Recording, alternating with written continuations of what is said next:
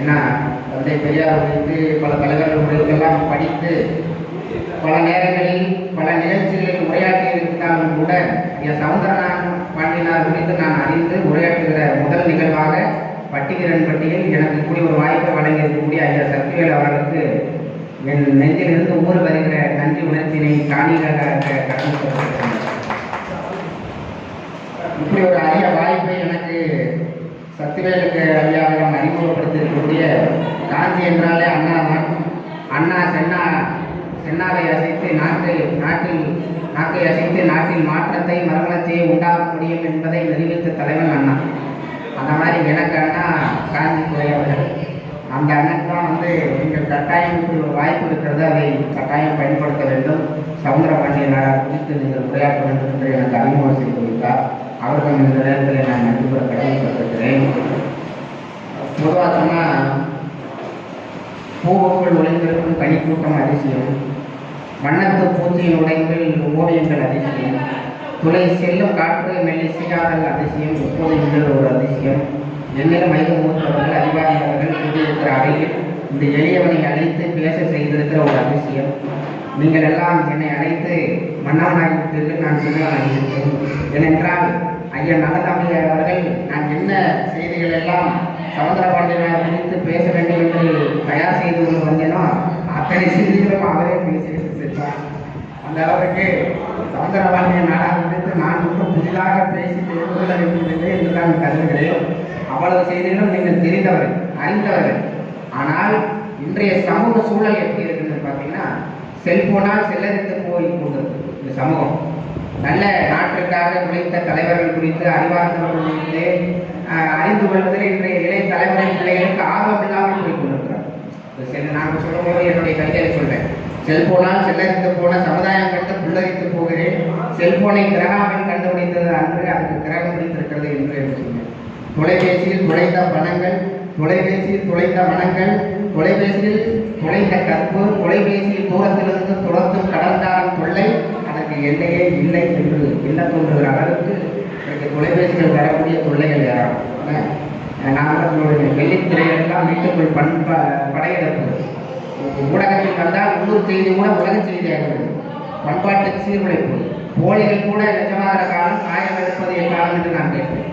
ஏன்னா சவுந்தர பாண்டியன் நாடார் போன்ற உன்னதமான தலைவர்கள் இந்த நாட்டுக்கு ஆட்டிய தொண்டை அடுத்த தலைவரை பிள்ளைகளுக்கு கொண்டு சேர்க்க வேண்டிய கடமை நமக்கு இருக்கிறது என்பதை மீண்டும் மீண்டும் உணர்த்தும் விதமாகத்தான் நம்முடைய சக்திவேல் ஐயா அவர்கள் இன்றைக்கு இப்படி ஒரு நிகழ்ச்சியை ஏற்பாடு செய்திருக்கார். நீங்கள் பார்த்தீங்கன்னா பல பேர் சினிமாவுக்கு போகிறோம். இன்னைக்கு இப்போ பிள்ளைகள்கிட்ட இளைய தலைமுறை பிள்ளைகள்கிட்ட கேட்டிங்கன்னா விரும்பிய திரை நட்சத்திரங்கள் அந்த படங்களை போய் பார்ப்பது, அவர்கள் பாடல்களை கேட்பது, இதுதான் மகிழ்ச்சி என்று நினைத்து கொண்டிருக்கிறார். அவர் ஆன்மீக சார்ந்தவர், நான் பெரியாரிஸ்ட். அப்போ அவர் சொல்கிறார், ஐயா தப்பி தவறி கூட எது குழப்பமான பேச்சை பேசினவனா என்று சொன்னார். நாங்கள் ஆன்மீகத்திற்கு எதிரானவர்கள், கோயில் கூடாது என்பதல்ல, கோயில் குடியேறும் கூடாரம் ஆகிவிடக்கூடாது என்பதுதான் எங்கள் இருக்கிறது. ஏனென்றால் பால் நினைத்தூட்டுகிற தாயின் சால பறித்து ஊனினை குறித்து உழப்பில்லாமல் கேள்வினை சுரிந்து புறம்புறம் திருவந்த சிவபெருமானை யானை தொடர்ந்து சிக்கன பிடித்தல் எங்களது அழுவது என்று ஆன்மீகம். இந்த ஆன்மீகம் அவ்வளவு தமிழ்நாட்டுக்கும் தமிழர்களுக்கும் ஆன்மீகம் ஒன்றும் எல்லாம் இணைத்ததான். பகுத்தறிவு என்பது என்ன அப்படிங்கிறத இங்கே தனி கருத்து. அதெல்லாம் ஐயா சில இடங்கள் அங்கங்கே கூட்டிட்டு காட்டினார். ஏன்னா எங்க பகுத்தறிவு தேவைப்பட்டதுன்னு சொன்னால், இந்த மண்ணில் காளி மூலி கடவுள் வகுத்ததில் இருந்து ஆண்டிருந்த உலகத்தில் ஆர்ப்பரித்து போர் தொடுத்த தந்தை பெரியார் சொன்னார், உழைப்பவனை தாழ்ந்த சாதி என்று ஒதுக்கி வைத்திருக்கிற நீ எப்படி ஒதுக்க வேண்டும்? தண்ணீரை விலை கொடுத்த வாங்கி நாடு முன்னேறினான். சர்க்கரையை வைத்துக் கொண்டிருக்கிற ஒரு சின்ன சிறிய நாடு அவன் முன்னேறினான். ஒரு சில கனிம வளங்களை நம்பியிருக்கிற சில நாடுகள் எல்லாம் முன்னேறிவிட்டான். தண்ணீரில் மிதக்கின்ற வெனிஸ் முன்னேறிவிட்டான். ஆனால் 250 ஆண்டுகளுக்கு தேவையான எல்லா வளங்களையும் பெற்றிருக்கிற நீர்வளம், நிலவளம், ஜனவளம், எல்லா வளங்களையும் நிரம்ப பெற்றிருக்கிற ஒரு நாடு இந்தியா. ஆனால் இன்று உலக அரங்கில் நாம் உயரவில்லை என்று சொன்னால் என்ன காரணம் பார்த்தீங்கன்னா, உழைப்பவர்களை தாழ்ந்த ஜாதி என்று ஒதுக்கி வைத்திருக்கிற ஒரு மனித, அதாவது சமூக இழிவு. அதை பேசியதுதான் சுயமரியாதை. அதை பேசுவதற்கு தான் இங்கு நீதி கட்சி தலைவர்கள். அதை சொல்லுவதுதான் பகுத்தறிவு. காலங்காலமாக ஒடுக்கப்பட்ட, புறக்கணிக்கப்பட்ட, கல்வி மறுக்கப்பட்ட, உரிமைகள் மறுக்கப்பட்ட சமூகத்தை அவர்கள் அறியாமையிலிருந்து வெளியே கொண்டு வந்ததுன்னா சுயமரியாதை. அதனால உங்களுக்கு எங்களுக்கு நிறைய தொடர்பு இருக்கு. அதனால ஆன்மீகவாதிகளுக்கும் இங்க இருக்கிற ஏதோ பகுத்தறிவாளர்களுக்கும் முரண்பாடு அல்ல. அவர்தான் ஐயா ரொம்ப அருமையா சொன்னார். அதை நான் சொல்லும் பொழுது சில இடங்கள்ல ஒரு கதையா சொல்றது உண்டு. ஒரு ஞானி ஒருவர் இருந்தார். அவர் வந்து மன்னனுக்கு ரொம்ப பிடித்தமான ஞானியாக இருந்தார். அந்த ஞானிக்கு மன்னன் என்ன செய்தார்? ஒரு பரிசு தர வேண்டும் என்று விரும்பினார். தங்கத்தால் ஒரு கத்திரிக்கோலை செய்தும் வெள்ளியால் ஒரு குண்டூசியை செய்தும் கொண்டு போய் கொடுத்தார். அந்த வெள்ளியால் செய்யப்பட்ட குண்டூசியை மட்டும் அந்த ஞானி எடுத்துக்கொண்டார். விலை உயர்ந்த அந்த தங்கத்தால் செய்யப்பட்ட வைரங்கள் பதித்த அந்த கத்திரிக்கோலை வேண்டாம் என்று விரும்பிவிட்டார். மன்னன் கேட்கிறார், உங்களுக்காக ஆசையாக விலை உயர்ந்த மாணிக்க முத்துக்கள் வைரங்கள் எல்லாம் பதித்த அந்த கத்திரிக்கோலை கொண்டு வந்து கொடுத்தேன், நீங்கள் வேண்டாம் என்று சின்ன சிறிய விலை மதிப்பற்ற அந்த குண்டூசியை எடுத்துக்கொண்டீர்களே ஏன் என்று கேட்கிறார். இதை நான் அறிந்து கொள்ளலாம் என்று கேட்கிறார். அங்கேதான் ஒரு செய்தி ஞானி உலகத்துக்கே சொல்லி சென்றார். இன்றைக்கு நாடு இருக்கிற நிலைமையில் கத்திரிக்கோள் என்பது ஒன்றாக இருப்பதை இரண்டாக வெட்டுவது, ஒன்றாக இருப்பதை இரண்டாக வெட்டுவது. ஆனால் ஊசி என்பது இரண்டாக பிரிந்து கிடக்கிறதை ஒன்றாகுவது. அவர் சொன்னார், ஒன்றாகுபவர்களோடு நாங்கள் ஒன்றுபட்டு நிற்போம், இரண்டாக நினைப்பவர்களோடு நாங்கள் வேறுபட்டு நிற்போம். கருத்தால் முரண்படுகிறோம், கரத்தால் ஒன்றிணைகிறோம். இந்த சமூகம் பிளவுபட்டு கிடக்கிறது. ஐயா சௌந்தரபாண்டிய நாடார் குறித்து நிறைய செய்திகளை பேச வேண்டும் என்று எனக்கு ஆசை. அவர்தான் ஐயா சொல்லும்போது சொன்னார், சௌந்தரபாண்டிய நாடார் என்பவர் வந்து பார்த்தீங்கன்னா அச்சமகத்திலே அழகியது அதாவது பார்த்தீங்கன்னா சுயமரியாதை இருக்க தலைவர். உண்மைக்கு வந்து அவர் பார்த்தீங்கன்னா தோழர், பொய்மைக்கு எதிரி, மொழிக்கும் நாட்டுக்கும் அவர் செய்த தொண்டு மறக்க முடியாத தொண்டு, தான் பிறந்த சமூகத்துக்கு அவர் ஆற்றிய தொண்டு மறக்க முடியாத தொண்டு. அது மாதிரி அவர் செய்த சாதனைகள் ஏராளமாக நம்ம சொல்லிக்கிட்டே போகலாம். இல்லை, ஊருக்கும் உலகத்துக்கும் உழைத்த உத்தமர் ஐயா சௌந்தரபாண்டிய நாடார் குறித்து உரையாற்றுவதற்கு கிடைத்த வாய்ப்பை எண்ணி நான் பெருமைப்படுகிறேன். அவ்வளவு செய்திகள் இருக்குது.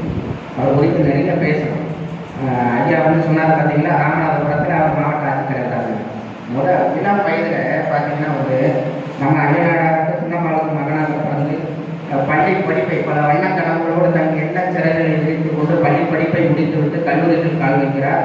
தன்னுடைய கல்லூரி படிப்பை தொடர முடியவில்லை குடும்ப சூழல் காரணமாக. பிறகு சென்னை மாகாணத்தினுடைய சட்டமன்ற உறுப்பினராக பொறுப்பு வகிக்கிறார். பிறகு 4 முறை பார்த்தீங்கன்னா நியமன உறுப்பினர், சட்டமன்றத்தில் நியமன உறுப்பினராக பதவி வகிக்கிறார். ராமநாதபுரம் மதுரை மாவட்டத்தினுடைய ஆட்சித் தலைவராக இருக்கிறார். அரசு கொறடாவாக பதவி வகிக்கிறார். அவர் வகித்த பதவிகளால் பல்வேறு பொறுப்புகளில் இருந்தவர் என்கிற பெருமையை பெற்றவர் ஐயா சௌந்தரபாண்டிய நாடார். அப்படி எல்லாருக்கும் அப்படி சிறப்புமான சொல்ல முடியாது. அந்த அளவுக்கு பல்வேறு பொறுப்புகள் ஐயா குறிப்பிட்டு சொன்னார் பார்த்தீங்கன்னா, வங்கி ஒன்றை உருவாக்கி அதனுடைய தலைவராக இருந்து நிர்வகித்து ஏழை எளிய மக்களுக்கு உதவ வேண்டும். கல்வி யாருக்கு ஏழையாக இருக்கிறதுனால கல்வி எட்டாக்கடியாக இருந்த சமூகத்திற்கு அந்த ஏழை எளிய மாணவர்களுக்கு கல்வி கிடைக்க வேண்டும் என்று பாடுபட்ட தலைவர் ஐயா சௌந்தரபாண்டிய நாடார். நான் கூட சொல்வது உண்டு, கல்லாமை கருவதற்கும் இல்லாமை இல்லாதவர்களுக்கும் நாடு முழுவதும் வேள்வி நடத்திய ஒரு நாயகன் சௌந்தரபாண்டிய நாடார். அவ்வளவு பார்த்தீங்கன்னா விவசாயத்தை வளர்த்த ஒரு வித்தகர். விவசாயத்தில் அவருக்கு ஆர்வம், விவசாயத்தில் பணி செய்தார். அந்த ஏலக்காய் இதெல்லாம் சொன்ன பார்த்தீங்கன்னா காபி தூள் இதெல்லாம் வந்து உலக நாடுகளில் கொண்டு போய் சேர்த்தவர். அந்த அளவுக்கு பெரும் தொடர்பு, வர்த்தகத்தில் தொடர்பு இதெல்லாம் இருக்கு. பெரும் வணிகம் செய்து என்ன செய்ய போறார்? இந்த சமூகத்தால், இந்த சமூகத்தில் கீழே எழுந்த நிலையில் இருக்கிறவர்களை அவர்களுக்காக உதவ வேண்டும் என்கிற ஒரு உன்னத லட்சியத்தோடு உழைத்தவர் தான் ஐயா சௌந்தரபாண்டிய நாடார். அதனால தான் சொன்ன காலத்தில் பெருவெள்ளத்தில் கரைந்து காணாமல் போய்விடுகிற கடைசி தமிழன் கூட ஒரு மறந்து விடக்கூடாத அரசியல் மகரிஷியாக நம்ம ஐயா சௌந்தரபாண்டிய நாடாரை பார்க்க வேண்டும். நான் பெரிதும் வைத்திருந்த தலைவர் ஐயா பெரியார். அந்த பெரியார் பார்த்தீங்கன்னா சுயமரியாதை இயக்கம் 25 சொல்றாங்கன்னா, காங்கிரஸ்லேருந்து தந்தை பெரியார் வெளியே வந்த போது சுயமரியாதை இயக்கத்தை தோற்றுவிக்கிற போது அங்கே பார்த்தீங்கன்னா சௌந்தரபாண்டியனார் தலைவராக இருக்க வேண்டும், நான் துணைத் தலைவராக இருந்து அவரோடு உடன் பணியாற்றுகிறேன் என்று அவருக்கு கீழே வேலை செய்யணும்னு சொன்னால் என்ன காரணம் அப்படின்னா, அனைத்து சமுதாய மக்களுக்கும் உழைக்கின்ற ஒரு தலைவராக சௌந்தரபாண்டிய நாடார் இருந்தார். ஏதோ நாடார் சமூகத்துக்காக உழைக்கிறது எல்லா சமுதாய மக்களுக்கும். அதுக்கு தான் உதாரணம் பார்த்தீங்கன்னா ஐயா நல்லதம்பி அவர்கள் குறிப்பிட்டார் ஒரு செய்தியை. ராமநாதபுரம் மாவட்டத்தில் அன்றைக்கு பேருந்துகளில் ஏறுவதற்கு தாழ்த்தப்பட்ட மக்களுக்கு அனுமதி இல்லை என்று சொன்னார். அதோடு கூடுதலாக ஒரு செய்தி, கோவிலுக்கு நுழைவதற்கு அனுமதி இல்லை, பள்ளிக்கூடங்களில் இந்த தாழ்த்தப்பட்ட மாணவர்கள் படிப்பதற்கு உள்ளே நுழைவதற்கு அனுமதி இல்லை என்று சொன்னார், சேர்ப்பதற்கு அனுமதி இல்லை என்று சொன்னார். அப்போதுதான் ஐயா அவர்கள் அங்கே மாவட்ட ஆட்சியராக இருக்கிற போது அவர் சொன்னார், எந்த தாழ்த்தப்பட்ட மக்களை வாகனத்தில் ஏறுவதற்கு பேருந்துகளில் ஏறுவதற்கு அனுமதி இல்லை என்று சொன்னால் அந்த பேருந்துகளுக்கு வழங்கப்படுகிற உரிமம் அங்கீகாரம் ரத்து செய்யப்படுகிறார். அடுத்தபடியாக தாழ்த்தப்பட்ட மாணவர்களை பள்ளிக்கூடத்தில் சேர்க்காத பள்ளிகளின் அங்கீகாரங்கள் ரத்து செய்யப்படுகிறார். இது எவ்வளவு பெரிய இங்கதான் சமூக நீதி இருக்கு. அந்த சமூக நீதியை நிலைநாட்டியவர் ஐயா சவுந்தரபாண்டியன். இப்ப என்னன்னா, இந்த தேசத்துக்காக நாட்டு நலனுக்காக சுயநலமில்லாத பாடுபட்ட தலைவர்கள் எல்லாம் ஏதோ ஒரு சாதி கூண்டுக்குள் அடைத்து பார்க்கிற ஒரு கேவலமான மனோநிலை என்பது இன்னைக்கு வந்திருக்கு. எல்லோரும் மற்றவர்களை பிறரை பற்றி சிந்திப்பது கிடையாது. ஒரு சிலர் மட்டும்தான் எல்லாரையும் பற்றி சிந்திக்கிறோம் இல்லையா?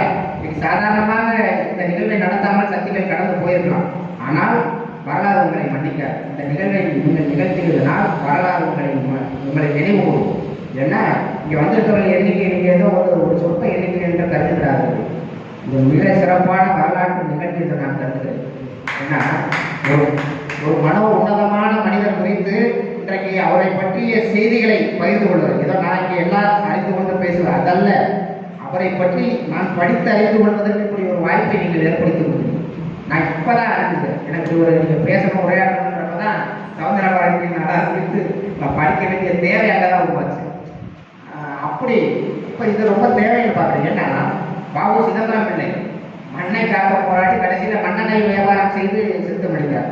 பட்டெடுத்து குடி கட்டி பவளவெடுத்து காலத்திய பரம்பரை பணக்காரர். ஆனால் கடைசியில் நிலைமை என்ன? யார் கட்டுப்படுவார்களே? போராட்டம், அந்த தொழிலாளியின் போராட்டத்துக்காக கட்டிய மனைவி தாடி கைதெல்லாம் விட்டு சோர்பட்டவர் பல மாதங்களாக. ஆனால் அவரை பற்றி பேசுவது கிடையாது, அவரை பற்றி படித்து அறிந்து கொள்வது கிடையாது.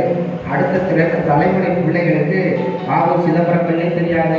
பாவம் நம்ம சுப்பிரமணிய சிவம் நம்ம மண்ணிற்கே உரிய தலைவர். சிவம் பேசினால் சவம் என்று சொன்னார். என்ன, ஏறினால் ரயில் இறங்கினால் ஜெயில், இப்படி வாழ்ந்த தலைவர்கள். அவங்கள பற்றியெல்லாம் நம்ம தெரிஞ்சுக்கல. நம்ம பக்கத்தில் இருக்கிற அதை தெரியாது, நமக்கு அறிவு தெரியாது. ஆனால் எங்கோ இருப்பவர்கள் பற்றி பெருமையாக நாம் பேசிக் கொண்டிருக்கிறோம்.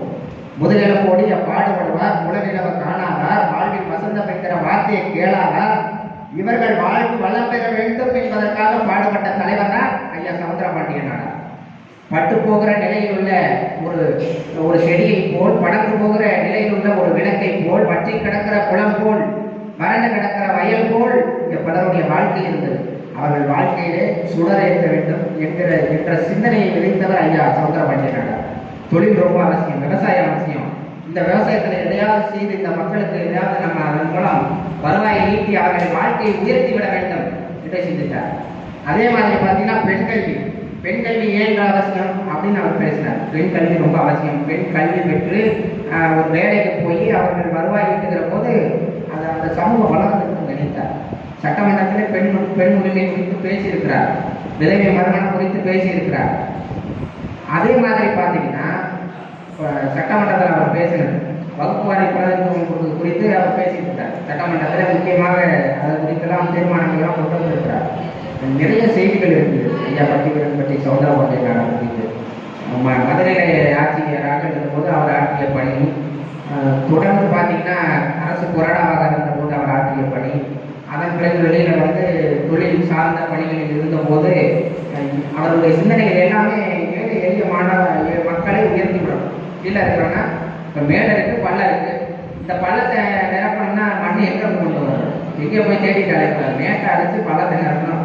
அப்போ சமநீதியே சமூக நீதி, சமநீதியே சமூக நீதி. அப்போ எல்லாரும் ஒரு பொருளாதாரத்தால் வாய்ப்பால் உரிமை மதிக்கப்பட்ட சமூகத்திலிருந்து மேலெடுத்து வந்து அவரெல்லாம் வாய்ப்பு வசதியை பெற்றால்தான், வாழ்க்கையை வளம் பெற்றால்தான் ஒரு நல்ல சமூகம் உருவாகும் என்பதை சிந்தித்தவர் தான் ஐயா சவுந்தரபாண்டியன் நாடார். அவர் குறித்து நிறைய செய்திகள் எனக்கு பேச வேண்டும் என்ற ஆசை.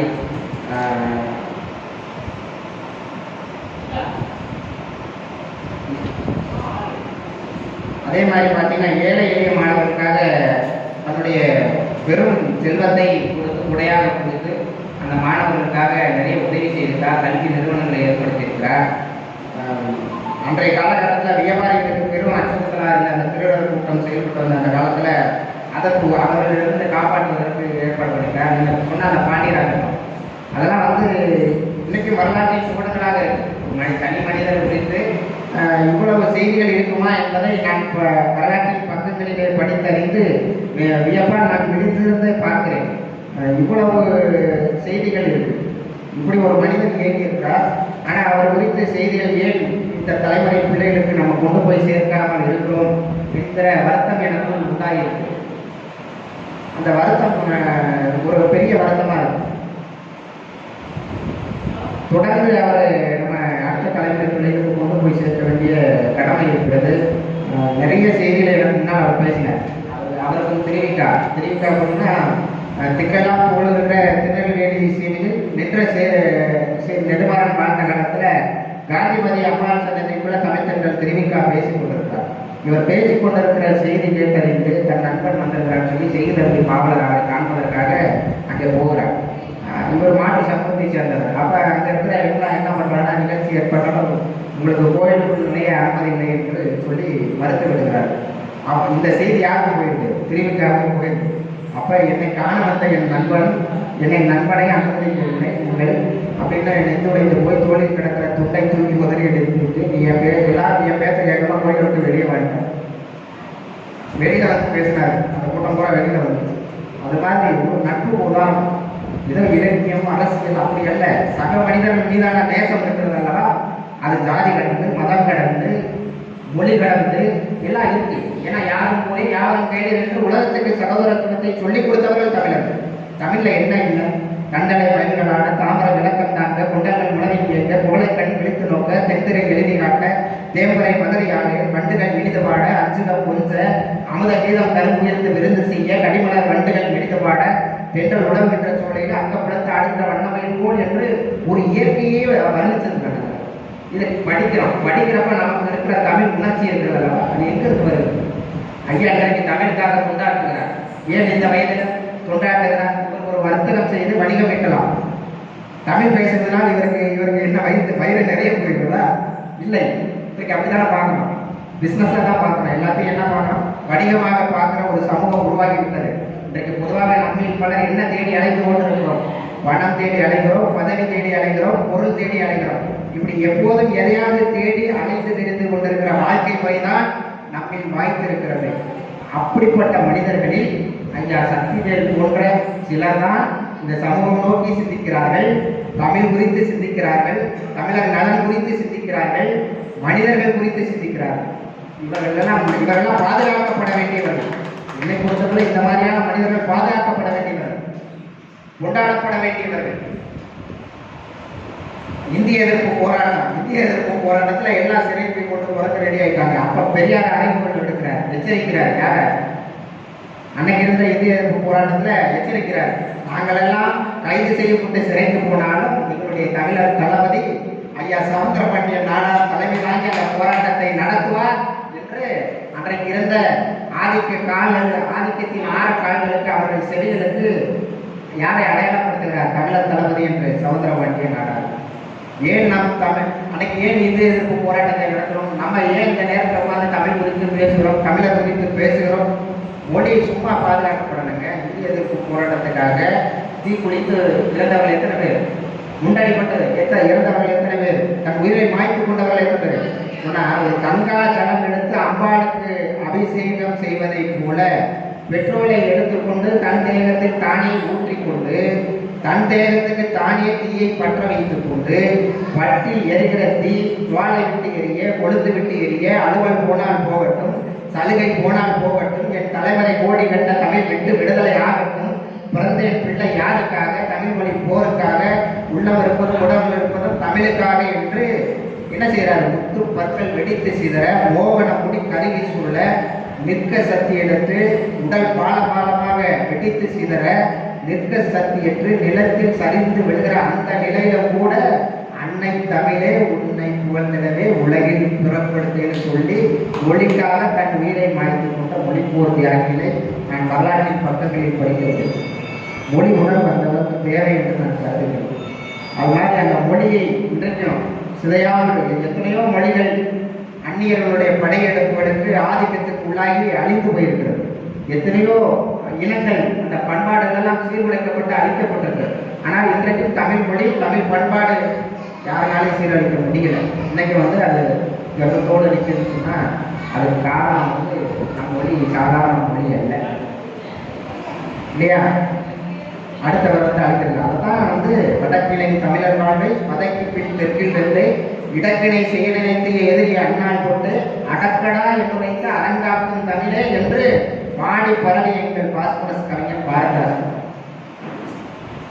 இது சொல்றாங்க, ஆரியர்கள் படையெடுத்து விட்டார்கள் நம்ம தமிழ் மொழியை, அதனால் எல்லாத்தையும் அடக்கி தமிழ் நிற்கும் என்று அன்றைக்கு உலகத்துக்கு பறைசாற்றிய நம்மளுடைய பாரதிதாசன். ஆகவே நாம் அந்த அந்த கோயில் நிலையத்தெல்லாம் போக வேண்டாம். தமிழ் நம்ம இல்லை அப்படியெல்லாம் சாராது. தமிழை அழித்து நினைத்தவர்கள் சாப்பார்கள், அவ்வளோதான். இது காலகாலமாக நடந்துட்டு இருக்குது.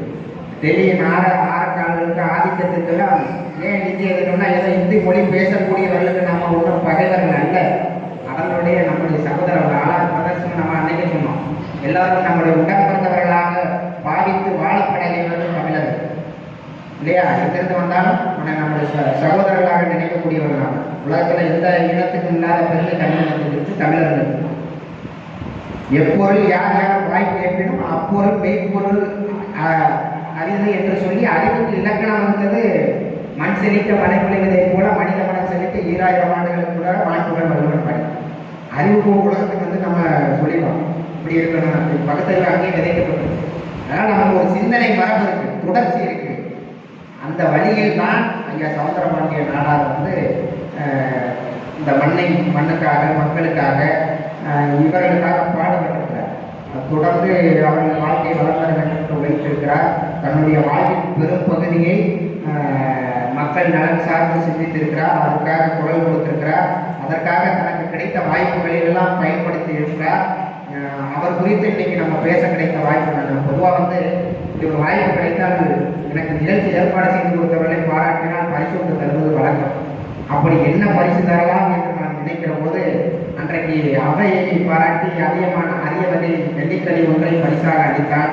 அப்படி அரிய வகை நெல்லிக்கனி ஒன்றை ஐயா சத்திவேல் அவர்களுக்கும் காஞ்சிதுரை அவர்களுக்கும் நான் பரிசாக அளிக்கலாம் என்று எண்ணினால் இப்போது அந்த மரங்கள் எல்லாம் வெட்டப்பட்டு விட்டன, இல்லையா? மரம் இப்போ இல்லை.